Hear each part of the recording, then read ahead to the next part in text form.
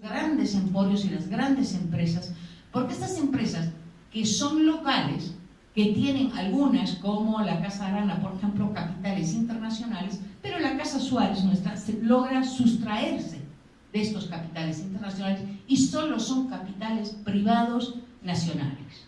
Esa es la gran característica. Crea y formaliza un modelo de desarrollo a gran escala. Un modelo de desarrollo a gran escala. Bueno, estas son las superficies en hectáreas. No solamente es un modelo empresarial en gran escala, sino que las bases de este modelo están sustentadas, obviamente, en la gran concesión Gomera y luego en el gran latifundio que se da a partir de 1900. La Costa Suárez manejaba en hectáreas esto: casi 5 millones de hectáreas, 20.000 estradas gomeras, y estas son lo que va a considerar, y estas son las tierras excedentarias. ¿Sí? El Estado consideraba las superficies concesionadas por hectárea donde se contenían árboles gomeros. Si no contenían árboles gomeros o ningún productor de látex, se consideraban tierras excedentarias. Pero a partir de 1900 el Estado cobra por impuestos y no importa que sean tierras excedentarias. Entonces la Casa Suárez logra consolidar sus prácticamente 5 millones de hectáreas con estradas gomeras, pero además los 3 millones y tantos mil de tierras excedentarias que no contenían estradas gomeras. Eso lo hace el emporio más grande concesionario en Bolivia, pero, fíjense, para hacer una comparación, por debajo de la Casa Arana colombiana, por ejemplo. Suárez manejaba cerca de los 8 millones de hectáreas, pero la Casa Arana manejaba en Colombia, entre Colombia y el Putumayo, cerca a 10 millones de hectáreas. ¿Sí? Es el contexto de los grandes emporios. ¿Qué produce esto? Produce una empresa que es capaz de abrir sus subsidiarias.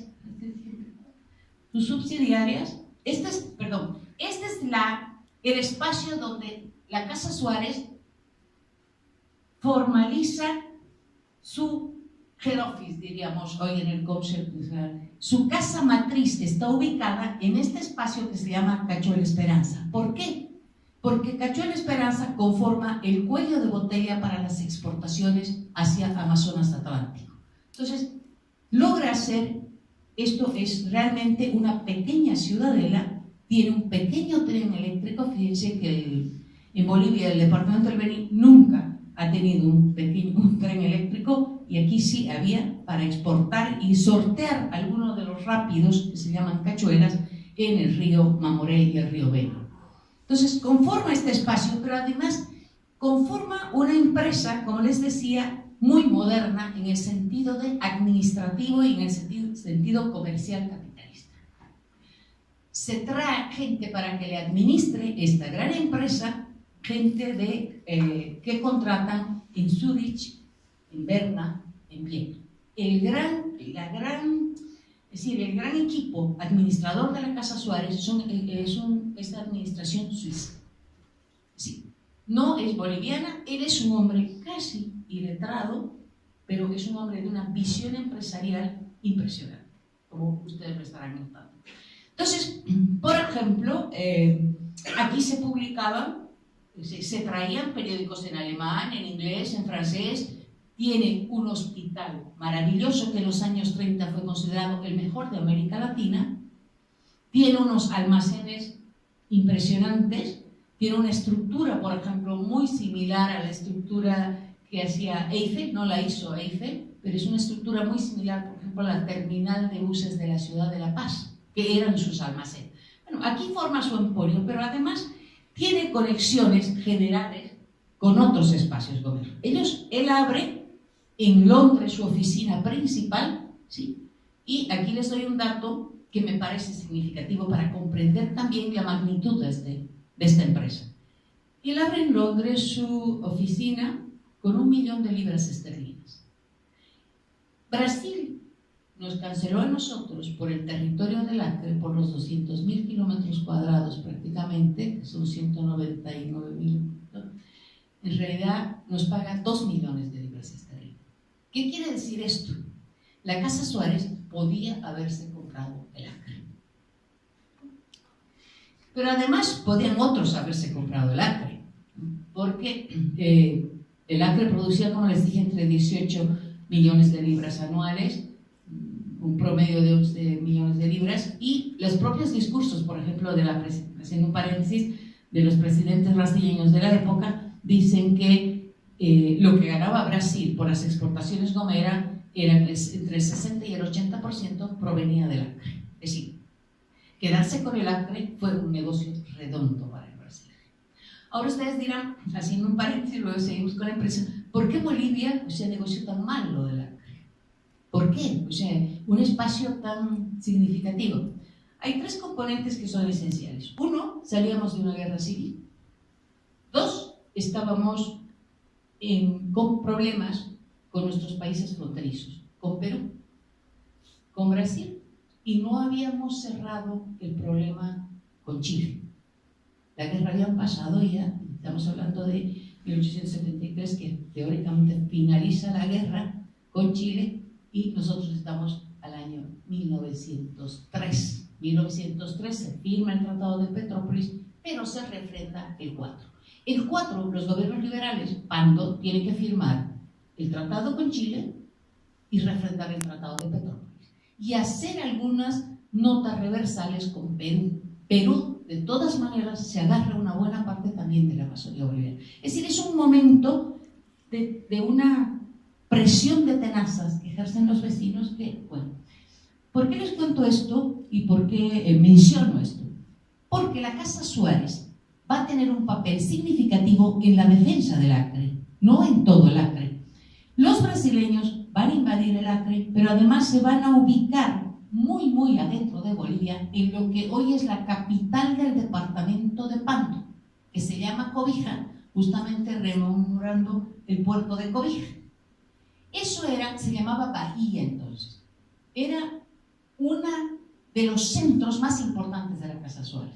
El problema es que los brasileños invaden y se quedan ahí en Bahía. Entonces, ¿qué hace Suárez y los otros sindicalistas? Organizan una fuerza civil que se llama la Columna Porvenir para defender ese espacio. Eran sus intereses, es cierto, pero todos los demás también tenían interés. Entonces, defienden eso y, curiosamente, sí, ante un poderoso, los sacan a los brasileños de Bahía.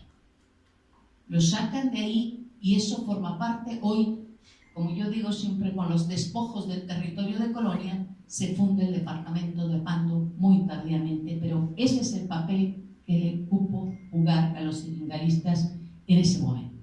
Hay una anécdota más que les podría mencionar, que no es una anécdota, sino un pasaje de la historia, que el momento en que los brasileños hacen su república independiente en el Acre, llaman a los bolivianos para que se adhieran a esta nueva república. Como les dice Plácido de Castro, el líder de la revolución, le dice, adhiéranse al recién nacido en América.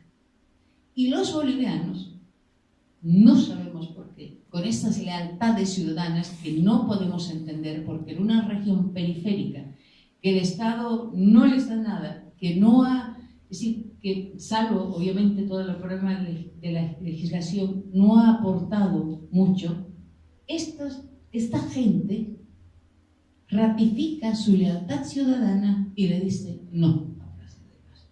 No vamos a ir con la nueva república y, bueno, es toda la problemática de la columna porvenir. Esto es grosso modo, y podemos ver el último elemento sobre la Casa Suárez, ¿sí? ¿Qué es esto? Este esquema es un poco para que ustedes tengan una imagen de la magnitud de organización de esta empresa, ¿sí? Este es un modelo empresarial que funciona como un reloj, porque lo manejan los suizos, además valga la redundancia. Es decir, ustedes tienen organizados, por ejemplo, Cobija Bahía, es lo que les mencionaba, Riberalta Beni, que es ahorita está la ciudad, es la capital amazónica donde se exporta castaña en este momento, Trinidad Beni, que es la capital del departamento del Beni, que es donde se da la economía ganadera, y nosotros tenemos aquí las oficinas, Londres, Liverpool, Puerto Habré y Puerto de Nueva York. Y allí tenemos a Acre, Bolivia, para Manaus, ¿sí? Hasta Pará, ¿no? No sé si es que hoy. Entonces, nosotros tenemos así, oficina Londres, oficina Nueva York, oficina de Manaus. Y la casa matriz que funciona en esa pequeña población Cayo La Esperanza. Y claro, los flujos que hacen, de cómo va la goma elástica, cómo fluye el comercio internacional y cómo va y viene la goma elástica. ¿Sí? Este mercado internacional es un monopolio de brokers, ¿sí? De casas comerciales, pero lo interesante del modelo de la Casa Suárez es que se sustrae, no está supeditado. Entonces Suárez es un tipo millonario que vive en esta pequeña población muy modestamente. Su familia sí vive en Londres, han sido presentados a la reina, qué sé yo. Él sí tiene, por ejemplo, acciones en minas de diamante en el África. Fue considerado o igualado por un periodista norteamericano con Rockefeller. Su fortuna fue considerada como la de Rockefeller. Y bueno, es un hombre que muere en los años 40, en realidad muy modestamente. Ese es el gran empresario boliviano, comparable, como yo siempre digo. Los dos grandes empresarios de Bolivia son Patiño y Suárez. Y ambos, curiosamente, son personajes que vienen de familias pobres, comerciantes, hombres sin mucha instrucción. Eso es un poco lo que está en el libro. Por supuesto, hay toda una problemática, por ejemplo, sobre la mano de obra, porque es conflictiva. Hay también toda una problemática sobre lo que es la colonización, este enfrentamiento con las naciones indígenas y cómo dar la resultante. También hay una problemática, obviamente, sobre el Estado, cuál es el papel del Estado. Yo lo explico grosso modo, de manera muy general, pero hay mucho. Es decir, este libro fue grande, yo no pretendía que sea de 400 páginas, pero en su momento, es decir, había un vacío tremendo en la historiografía nacional de Bolivia. Entonces me vi obligada, más o menos, de dar una visión holística sobre la temática, y por eso el resultado fue ese. Muchísimas gracias a todos ustedes por la paciencia.